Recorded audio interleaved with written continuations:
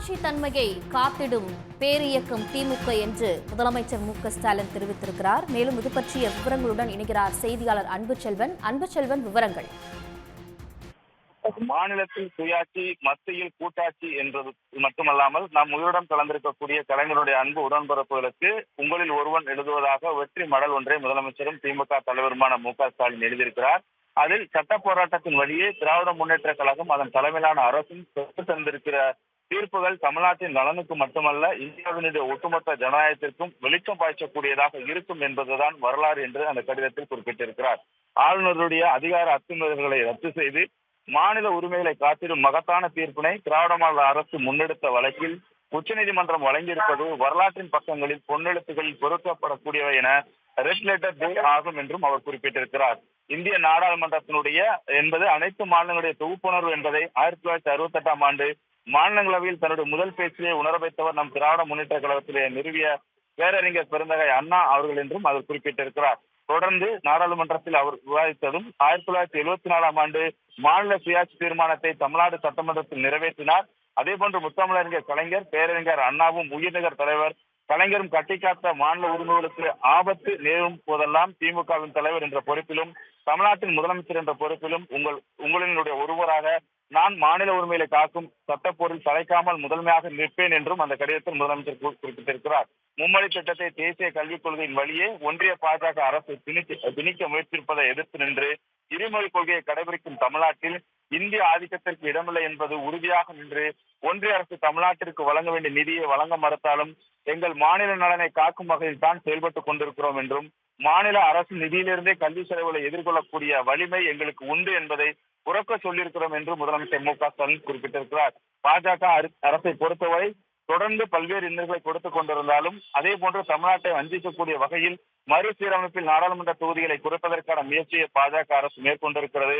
இதுபோன்று பல்வேறு விஷயங்கள் நடந்து பெற்றுக் கொண்டிருக்கக்கூடிய நிலையில் தான் நியாயமும் வலிமையும் கொண்ட குரல் எல்லா திசைகளிலும் எதிரொலிக்க வேண்டும் என்று நாடாளுமன்ற கூட்டத்தொடரில் நம்முடைய திராவிட முன்னேற்ற கழகத்தினுடைய உறுப்பினர்கள் தொடர்ந்து குரல் எழுப்பிக் கொண்டிருக்கிறார்கள்.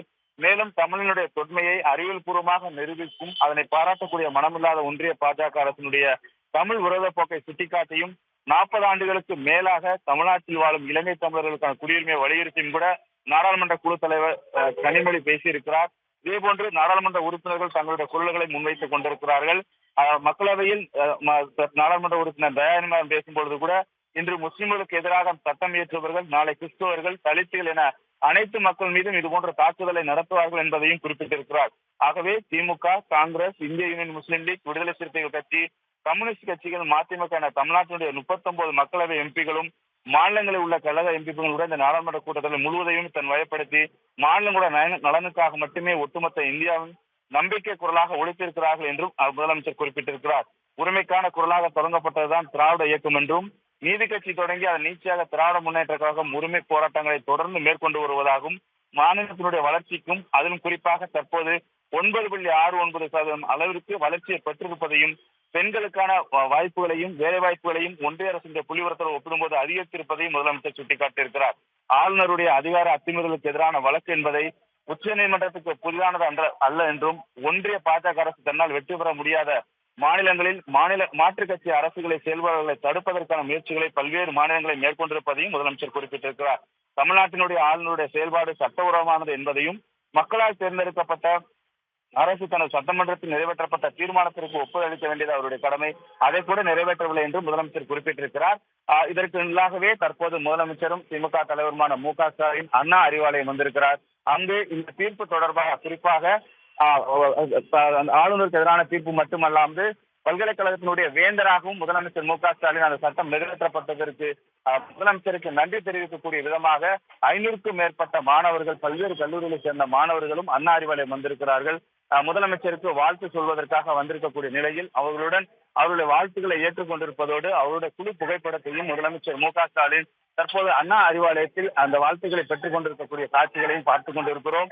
ஏனென்றால் தொடர்ந்து சட்ட போராட்டத்தை முன்னெடுத்து மாணவர்கள் நலனுக்கான பல்வேறு விஷயங்களை செய்து கொண்டிருக்கிறார்கள். வீட்டுக்கான தொடர் போராட்டத்தையும் திராவிட முன்னேற்ற கழகம் முன்னெடுத்திருக்கிறது. இப்படியான ஒரு சூழ்நிலையில் ஆளுநர் விவகாரம் தொடர்பாக உச்சநீதிமன்றம் வழங்கியிருக்கக்கூடிய தீர்ப்பு என்பது வரலாற்றில் மிக முக்கியமான ஒரு தீர்ப்பு என்ற நிலையில் தான் பல்வேறு கல்லூரி மாணவர்களும் முதலமைச்சர் தற்போது பல்கலைக்கழகத்தினுடைய வேந்தராகவும் இருக்கக்கூடிய ஒரு நிலையில் அவருக்கு வாழ்த்து தெரிவிப்பதற்காக அண்ணா அறிவாலயம் வந்திருக்கிறார்கள். அவருக்கு வாழ்த்து தெரிவித்து கோஷங்களை எழுப்பக்கூடிய காட்சிகளை தான் நாம் இப்போது பார்த்துக் கொண்டிருக்கிறோம். இந்த நிலையில் முதலமைச்சர் அவர்களுடன் இருந்து குழு புகைப்படத்தையும் தற்போது எடுத்துக் கொண்டிருக்கிறார். ஆகவே இந்த தீர்ப்பு என்பது மிக முக்கியமான தீர்ப்பு.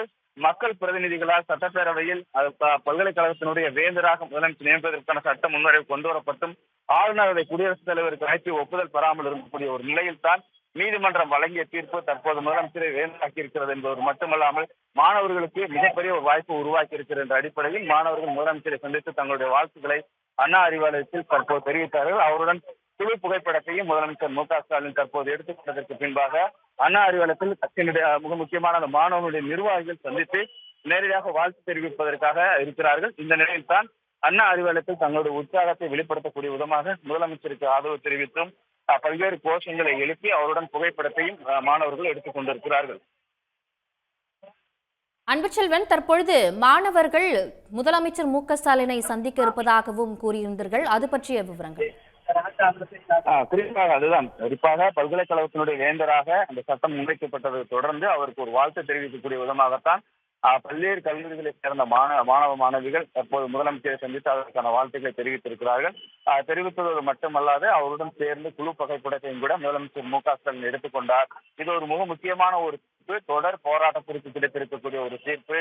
அதிலும் குறிப்பாக ஆளுநருடைய அதிகாரம் என்றது எவ்வாறாக இருந்து கொண்டிருக்கிறது, மக்கள் பிரதிநிதிகள் கொண்டு வரக்கூடிய ஒரு சட்டத்திற்கும் அது மக்கள் நலனுக்காக கொண்டு வரும்போது அதற்கு முட்டுக்கட்டை போடக்கூடிய வகையில் ஆளுநருடைய செயல்பாடு இருப்பதும் அந்த சட்ட முன்வடிவுகளுக்கு ஒப்புதல் அளிக்காமல் தொடர்ந்து காலதாமதப்படுத்தணும் என்ற நிலையில் இந்த நீதிமன்றம் தீர்ப்பு வழங்கியிருக்கிறது.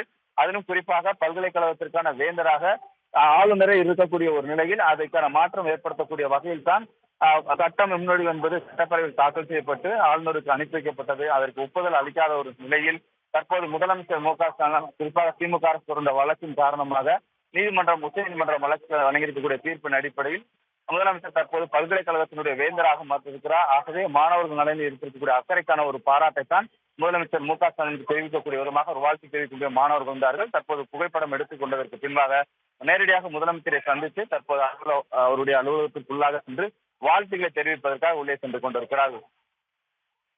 விரிவான தகவல்களுக்கு நன்றி அன்புச்செல்வன். உடனுக்குடன் செய்திகளை தெரிந்து கொள்ள சன் நியூஸ் பெல் ஐகானை கிளிக் பண்ணுங்க.